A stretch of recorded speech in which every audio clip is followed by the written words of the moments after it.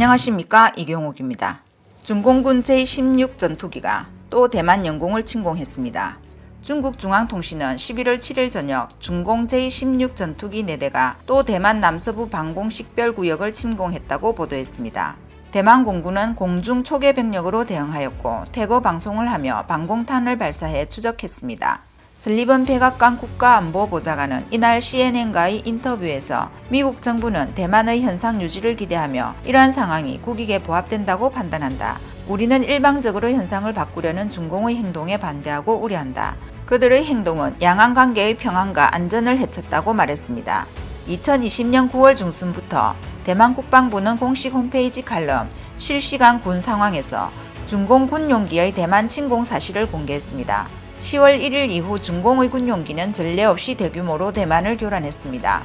대만 국방부 통계에 따르면 10월 1일 38차례 출격이 있었고 그중 10대의 제16이 대만 남부와 남동부 영공을 침공했으며 이어 3일간 각각 39회, 16회, 56회 출격했고 출격 4일 역시 지난해 9월 이후 가장 많습니다. 11월 4일 추거정 대만 국방장관은 월스트리트저널에 대만은 중국에 항복하지 않을 것이다 라는 제목의 기사를 기고해 대만 해협이 세계의 주목을 끌고 있고 중공의 회색지대 활동이 대만을 괴롭히고 있다고 했습니다. 일부 분석가들은 중공 군용기가 회색지대에서 끊임없이 소란을 피우고 대만군을 도발하는 것은 중공이 대만을 무력 침공할 기회와 구실을 삼으려 하는 것이라고 지적했습니다. 대만 국방부는 지난 9월 입법원에 최신 중공 군사력 보고서를 발표해 현재 중공은 전면적으로 대만을 공격할 전투 능력을 갖추지 않았다고 밝혔습니다. 또한 UN 기후 변화 회의 기간 중 대만은 7일 현지에서 대만의 날 행사를 개최하여 영국 의회와 스코틀랜드 의회 초당파 의원 등 100여 명이 참석했습니다. 차이 잉원은 인사말에서 우한 폐렴 전염병이 지속되어 세계가 거대한 도전을 받는 상황에서 글로벌 기후 위기는 모든 사람이 주의를 기울이고 즉시 대처해야 한다고 지적했습니다. 대만은 국제사회의 필수 구성원으로서 더 많이 기여하기를 바라며 기후변화 문제와 관련하여 대만은 2050년 순 배출 제로 목표를 향해 전 세계와 협력하기로 했다라고 했습니다.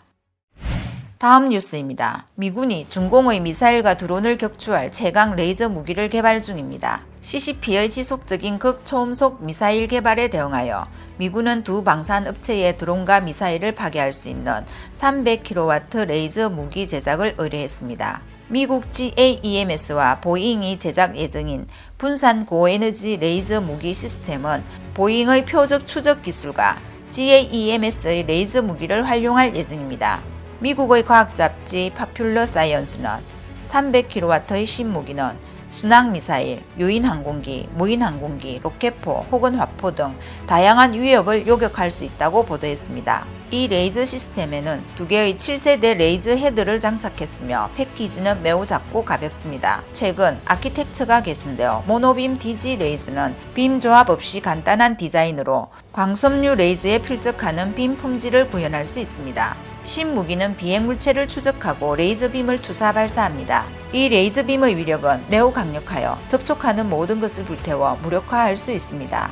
또 이 신무기는 미군의 공중과 미사일 방어 능력의 도약을 상징합니다. 육군의 현대화를 지원하고 다양한 전투 공간에서 차세대 위협을 격파하는 데 필수적이며 대적할 수 없는 속도, 성능, 안정과 수용 가능성이 절대적으로 월등해 병사 보호에 도움이 될 것입니다. 신무기는 배터리나 전력망을 통해 동력을 제공하여 기동성이 뛰어납니다. 빔이 켜지는 시간이 길수록 그 위력은 더 커지고 크기가 다른 여러 개의 표적을 불과 단 몇 초 만에 추적할 수 있습니다. 2022년 8월 고에너지 레이저 무기 시스템의 성능을 처음으로 공개 전시할 예정입니다. 다음 뉴스입니다. 시진핑 목덜미를 잡게 하는 최대 골칫거리는 무엇일까요?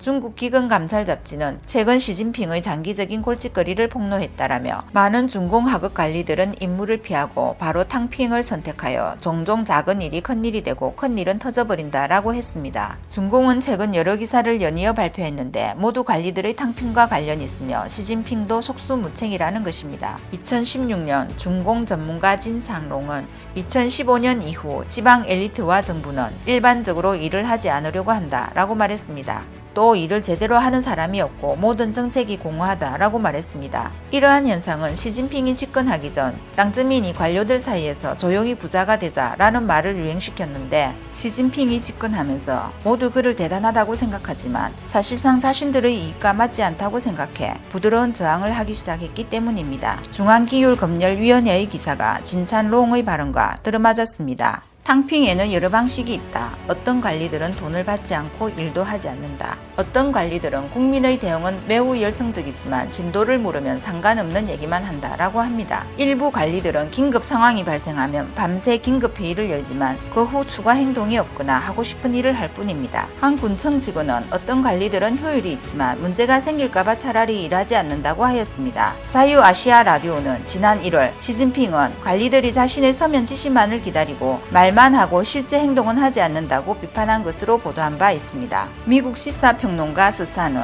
최근 중국의 많은 지역에서 대규모 정전이 발생한 주요 원인 중 하나가 관리들의 집단적인 탕핑 탓이다. 베이징 당국은 지방정부가 에너지 소비의 강도와 총량을 통제하도록 목표를 설정한 상황에서 많은 성과 도시에서 연말까지 탄소 배출량을 줄이려 하다가 대정전이 일어나게 되었다. 이것이 지방정부가 중앙정부에 탕핑한 것이다 라고 했습니다. 7월에 발생한 쩡쩌우 홍수도 관리들이 탕핑한 탓일 수 있습니다. 이날 쩡쩌우의 짱짱 저수지와 7개 강 상류의 모든 저수지가 동시에 방류하여 막대한 인명과 재산 피해를 입었습니다. 수리 및 댐 전문가 왕웨이로는 중국의 홍수는 중공체제 하에 지역관리의 소극적인 행동으로 발생한 것이라고 했습니다.